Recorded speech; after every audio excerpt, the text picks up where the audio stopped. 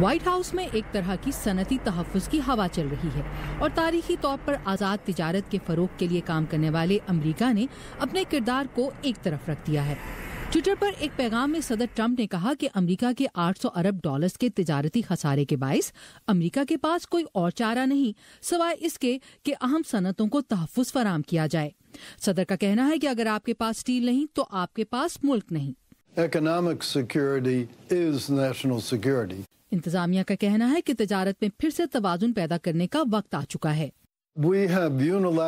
دوسری جنگ عظیم کے بعد سے ہم نے یک طرفہ طور پر ہر قسم کی مراحت دوسروں کو دی۔ 1945 میں جرمنی اور چین کو دی جانے والی مراحت مکمل طور پر مناسب تھیں، مگر اب ان کی کوئی وجہ نہیں۔ اب یہ معیشتیں بہت پختہ ہو چکی ہیں، اس لیے اب بہت سی تاریخ کو درست کرنے کی ضرورت ہے۔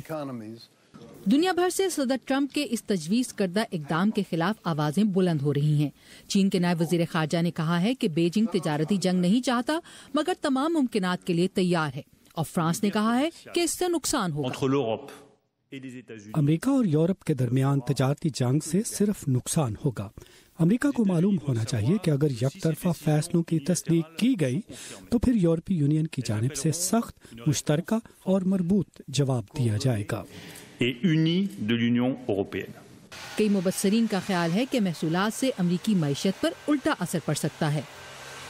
نہ صرف برآمد کنندگان انتقامی کارروائی کریں گے بلکہ بہت سے امریکی کاروبار جو درآمد شدہ پارٹس استعمال کرتے ہیں انہیں اور امریکی صارفین کو بھی تکلیف محسوس ہوگی۔ بے شک ہم تجارتی خسارہ کم بھی کر لیں، یہ کوئی کامیابی نہیں ہوگی۔ ٹرمپ انتظامیہ کے کچھ مشیروں کے مطابق اس سے متعلق پریشانی کو بڑھا چڑھا کر پیش کیا جا رہا ہے۔ ہم لوگ جو سالانہ محصولات لگا رہے ہیں وہ 9 ارب ڈالر ہیں۔ یہ معیشت کے 1% کا چھوٹا سا حصہ ہے، تو یہ کہنا غلط ہے کہ اس سے بہت سی ملازمتیں تباہ ہو جائیں گی، قیمتوں میں اضافہ ہوگا اور سب کچھ تہوبالا ہو جائے گا۔ حالیہ ہفتوں میں صدر ٹرمپ کو امیگریشن کے نظام میں اصلاحات اور گن کنٹرول کے معاملات پر اچانک اپنا رخ بدلتے دیکھا گیا ہے۔ آزاد تجارت کے حامیوں کو امید ہے کہ صدر تجارت کے معاملے میں بھی اپنا ذہن شاید بدل لیں۔